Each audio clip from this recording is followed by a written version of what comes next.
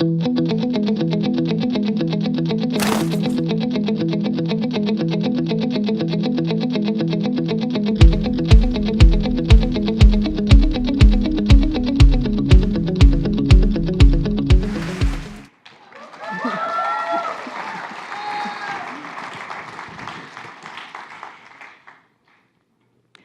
few years ago, when I was living in New York City, my mom called me from San Diego with the news that she and my stepdad of 18 years were getting divorced.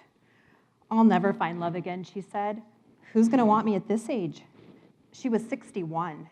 I said, "Mom, don't be crazy. Lots of men are gonna wanna go out with you. Look how many people your age are getting divorced. Look at Alan Tipper Gore." I said, "I have a feeling there are a lot of men out there who are gonna wanna watch American Idol with you and eat your rotisserie chicken from Costco." Online dating for boomers was booming. It was the fastest growing segment in the online dating market, and according to a 2013 Pew poll, half of seniors who were widowed or divorced were getting remarried, and for those who weren't, it was because they didn't want to. Besides, San Diego was a great place for online dating for boomers. All you had to do was walk up and down our beaches on a Sunday morning, and there were so many people walking hand in hand, it looked like a giant Cialis commercial. But I was putting on a brave face. I was having my own doubts about online dating at my age. I was newly divorced and reading horrible blogs like this one that said that dating for women 35 to 45 was a joke. And then there was this. I was living in a sea of scarcity, fear, panic, and anxiety. And the worst part is I was starting to buy into it. How could I help my mom? So I hatched a plan. I found a picture of her and I secretly put up a profile of her on Match.com in the middle of the night. If it worked, great. And if it didn't, she never had to know. About a week later, I called her with the news that about 30 different men had responded. I said, "You don't have to write back to the 40-year-old or the 80-year-old, but there seemed to be some good catches in the middle." "Is this for real?" she asked. Then she burst into tears. And so began an online dating boomer feeding frenzy. My mom was at Padre games. She was riding in convertibles up and down the coast listening to Eagles CDs. "OMG," she said. She texted me one night, "I just rode a Harley."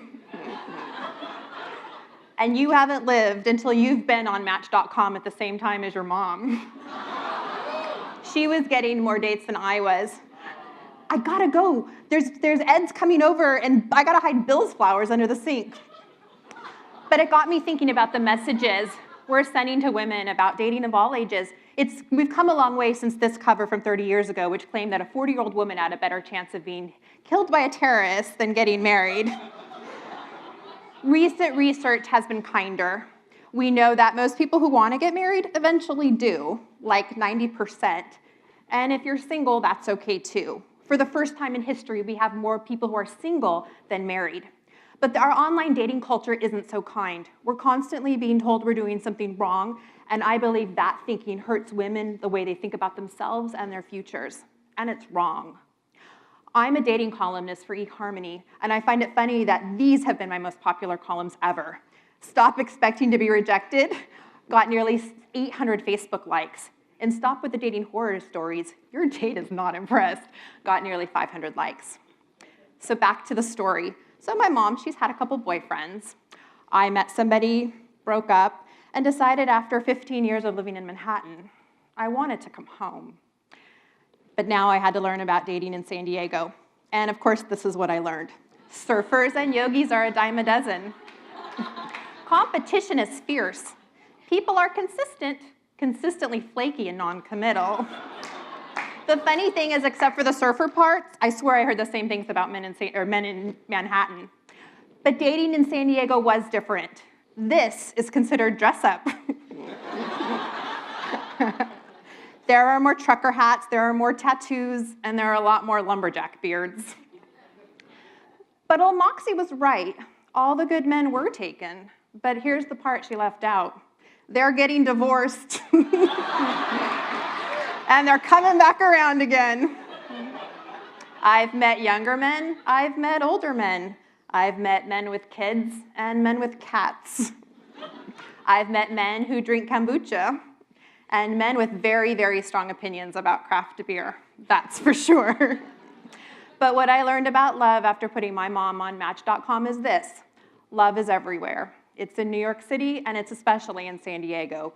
We just have to be brave enough to go get it.